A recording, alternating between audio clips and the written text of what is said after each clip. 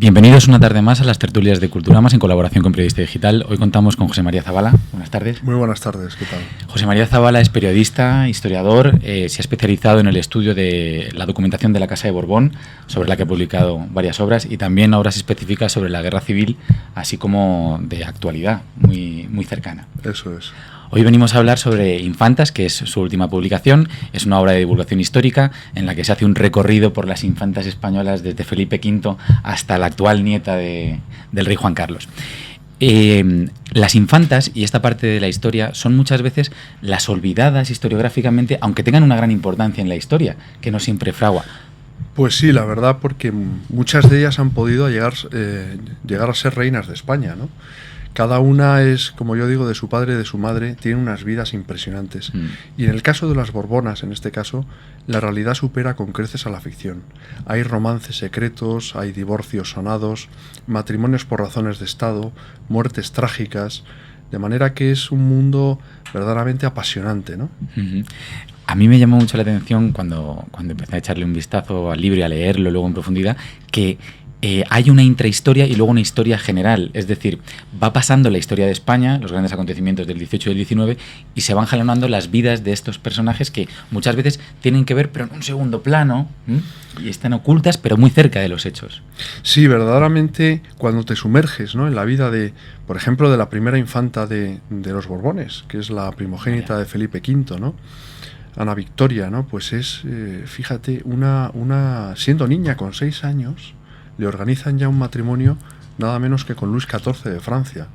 Es una... Yo la apodo la melancólica, porque padecía los mismos vapores melancólicos que se decía entonces, ¿no? Lo que hoy se conoce como una vulgar depresión. Y entonces, bueno, pues es una vida verdaderamente apasionante, ¿no? Luego ya acabó casándose con un portugués, ¿no? Pero hay otras vidas, por ejemplo, me viene a la cabeza la fogosa, Elvira de Borbón. Cómo todo lo que sufrió esta mujer, ¿no? Porque fue repudiada por su propio padre, el rey pretendiente carlista, Carlos VII, ¿no?, por fugarse con un pintor, Filippo Folchi, que era un hombre mucho mayor que ella, que estaba casado y al que le dio 3 hijos, ¿no?, la infanta. Y entonces su padre, muy enfadado, públicamente la despojó de su dignidad de infanta de España. Son vidas que por sí mismas constituyen una novela sin serlo, ¿no? Una novela, en este caso, real, ¿no? Desde luego. Es una obra divulgativa, pero me ha llamado la atención la cantidad de fuentes, sobre todo de fuentes epistolares principalmente. ¿Cuál ha sido la documentación para realizar esta obra? Bueno, yo siempre hago lo mismo. En el caso de los Borbones, me encanta ir al archivo del Palacio Real, donde hay montañas de legajos polvorientos que todavía hace falta rescatar, ¿no? Encuentras verdaderos tesoros documentales en el Archivo Histórico Nacional, en los archivos particulares de marqueses, de condes, de duques. Es decir, es tal todavía el volumen de información que hay que sacar a la luz, que yo en este libro, bueno, pues he sacado una parte también, ¿no?, importante. Estoy recordando, por ejemplo, la infanta Chata, la Chata, tan popular en Madrid, ¿no?, la infanta Isabel, hija de Isabel II.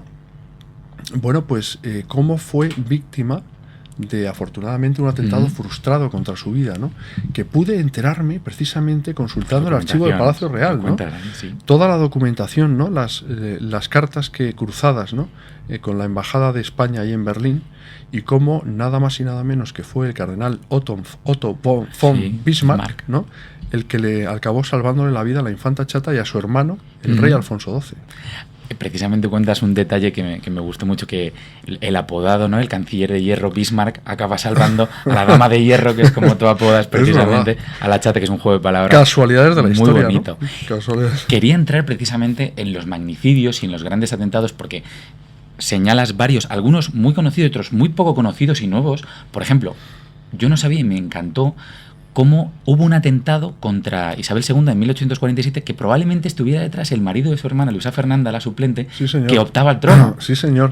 Me encanta además estar contigo ahora en esta entrevista, porque veo que te has leído a fondo el libro, y es una maravilla poder hablar de él, porque has trascendido hasta los detalles, ¿no? Y efectivamente este atentado que pudo cambiar el curso de la historia, ¿no?, de los Borbones en este caso, ¿no?, cómo estuvo involucrado el duque de Montpensier, que luego además jugó un papel muy importante en la huida al exilio de Isabel II en la gloriosa revolución de 1868. Sí. Así es, efectivamente. Y llegando al final de los Borbones, enlazando toda la temática de los atentados o de los intentos de atentado, leyendo a la infanta Cristina, ETA intentó también atentar contra ella, secuestrarla. Sí, creo.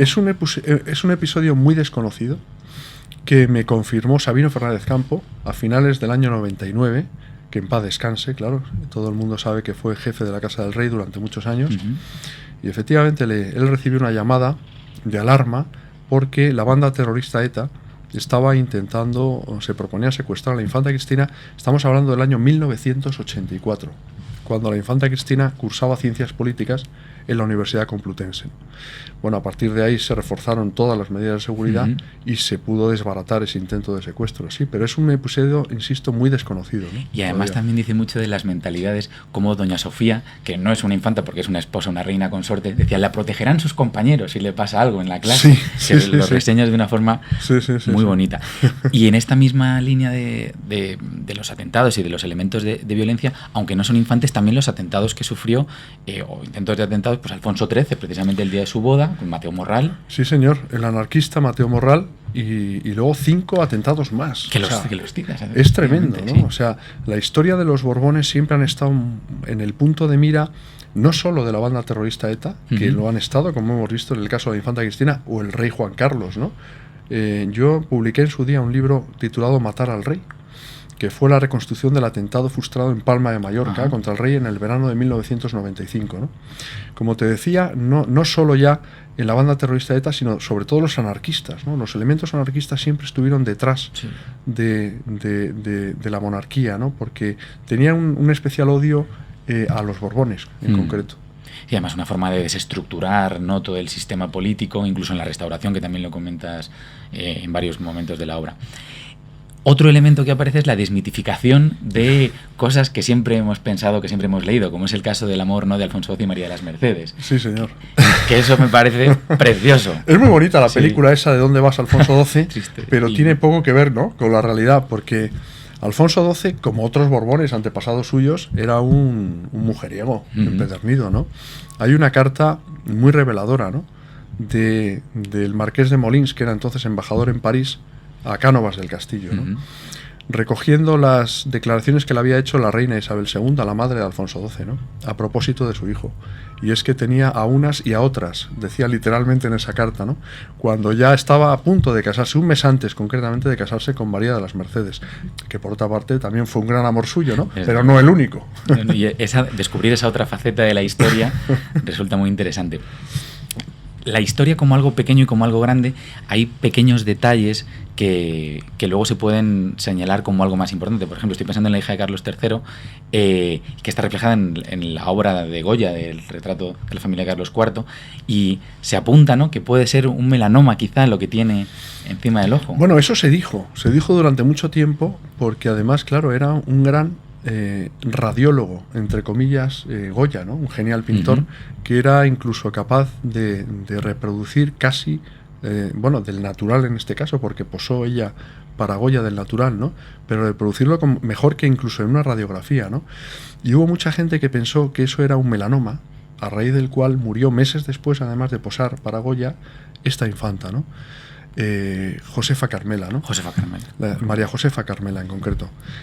Pero al parecer no, porque hay otros retratos de Goya, de una de las duquesas de Alba y de la reina María de Parma, donde aparecen también con ese especie de parche de tacamaca, que era una moda de la época, ¿no? Pero que es curioso, ¿no? Sí. Cómo ha inducido eso al error, a llegar a pensar, como tú comentabas muy bien, que se podía haber tratado de un melanoma, ¿no? De hecho, la coincidencia de fechas, ¿no? Porque, insisto, poco después de posar para Goya, falleció esta infanta. ¿Sí?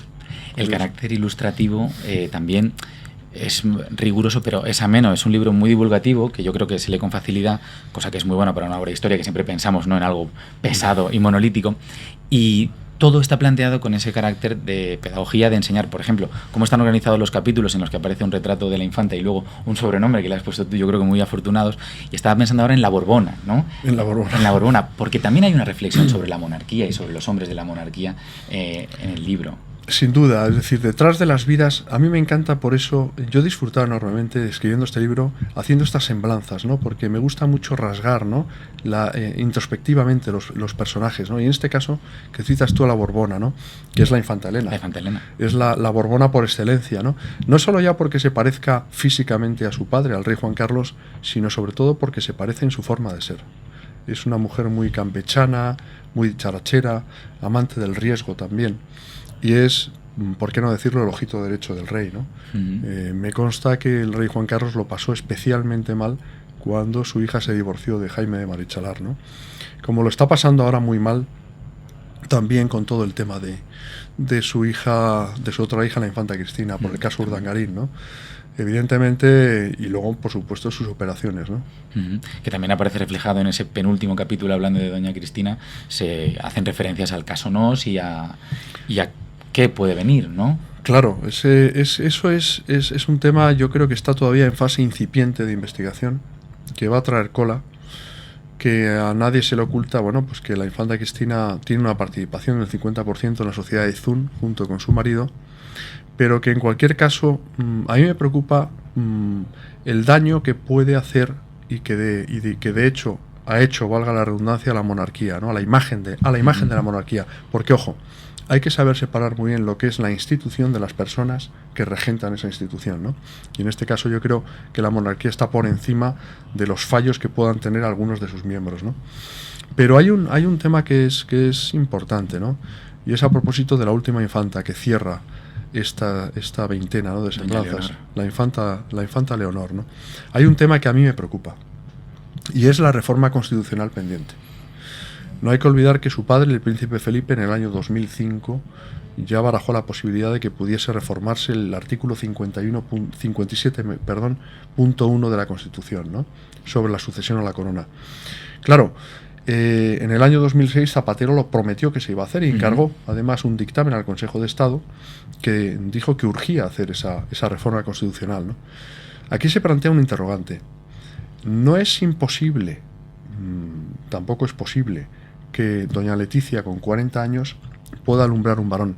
Pero claro, si llegara a alumbrar un varón y no se hubiese reformado la Constitución en ese momento, habría con razón quien se preguntase por qué se estaban lesionando los derechos de ese varón en beneficio de los de su hermana, la infanta Leonor, ¿no? Yo creo que ese es un tema que de alguna manera hay que afrontarlo, ¿no?, como decía el Consejo de Estado. Y que entronca con otra cuestión que aparece muy bien reflejada, que es todo el tema de las guerras carlistas, la pragmática sanción, ¿no? Y la suplente, que a mí es uno de los capítulos que me ha fascinado, porque ella, entendemos que es la suplente, pero es que nos dices en el libro que era la princesa de Asturias in pectore, ¿no? Que realmente nunca tuvo el título, pero que oficiaba de ello, ¿no? Era el recambio en caso de que Isabel II le ocurriera algo. Sí, claro, evidentemente. O sea, es que es el papel ahí de Luisa Fernanda, ¿no? La suplente o la segundona, como quieras llamarla, ¿no? Pero es muy importante, ¿no? Pero fíjate que acabó casándose con quien no quería su madre que se casase, ¿no? De hecho, claro, luego al final se lo acabó pagando la reina Isabel II porque no asistió a la boda de Alfonso XII con la hija de la suplente, ¿no? Con María de las Mercedes, de la que hablábamos hace un momento, ¿no? Que estuvo solo apenas 5 meses como reina de España, ¿no? La historia va evolucionando y vamos viendo sus vidas. En esos apartados se ve todo el proceso de las guerras carlistas, pero más adelante también vemos cómo la monarquía sufre el exilio, la época republicana, las alhajas, ¿no?, de la guerra, cómo buscan recuperar las infantas lo que han perdido durante el conflicto, y hay un recorrido por la historia de España. Esta es la historia de España. Se aprende mucho de nuestra historia de España y además sigue siendo la gran desconocida, ¿no? Yo creo que si los españoles mirásemos a nuestra historia, ¿no?, y tuviéramos memoria en el buen sentido, histórica, ¿no?, otro gallo nos cantaría, ¿no? Yo creo que de la historia, al menos en mi caso, se aprenden muchas cosas, y especialmente de las vidas humanas, ¿no?, con todos sus errores, con todos sus aciertos, uno aprende un montón de cosas. Yo por eso me gusta mucho el género de la biografía, ¿no? Porque aprendes muchas cosas de las personas con independencia de que estés o no de acuerdo ideológicamente con ellas. Sí, desde luego, con la distancia que da el profesional de la historia que se dedica a realizar un trabajo tendente a la objetividad. En esa línea tenemos Bastardos Reales, La maldición de los Borbones, tenemos también obras de diferentes personajes como Eulalia, que tiene una biografía, y varios hombres. apuntas en la introducción que esto podría formar parte de una tetralogía, que será después Infantes Reales. Bueno, es una posibilidad, ¿no? Pero lo que sí es cierto es que los Borbones constituyen un filón inagotable de historias. Es decir, hay, como lo comentábamos hace un momentito, ¿verdad? Hay tantos legajos todavía por exhumar, ¿no? De los archivos, ¿no? No solo ya públicos, sino privados, que sí, podría ser perfectamente una historia de los infantes, y por qué no de los príncipes, y por qué no de, pues no sé, de un suceso en concreto, ¿no? Yo creo que hay muchas historias todavía que explorar. Y los reyes consorte, que aquí también juegan un papel, ¿no? Esos maridos, como estaba pensando porque siempre se dice el mismo, ¿no? El marido de Isabel, que le conocían Francisco de Asís, ¿no? Apodaban Paquita, ¿no? En las cortes europeas, ¿no? Por razones obvias. Y hablando sobre eso, la paternidad de la chata, precisamente, que lo apuntabas tú en otra obra, no es por lo visto. No, por lo visto, parece ser, y es. De hecho, la chata era hija de su padre, que no era un coracero, no era Paquita, sino que era don José de Arana, ¿no? De hecho, a la chata en su época ya la apodaban la Araneja, ¿no? Don José de Arana, un gentilhombre de España, pues ese fue el padre de la chata, como Miguel Tenorio de Castilla fue el padre de la infanta Paz, que también, como sabes muy bien tú, era hija de Isabel II, ¿no? En fin, pues es un filón inagotable. O sea. Desde luego. Muy bien, pues vamos a ir concluyendo. Muchísimas gracias por esta entrevista. Es una obra amena, que se lee con muchísima facilidad, que yo he disfrutado mucho y creo que los lectores lo pueden hacer. Muchas gracias por todo lo que nos has contado. Un placer. Gracias a ti. Despedimos aquí las tertulias.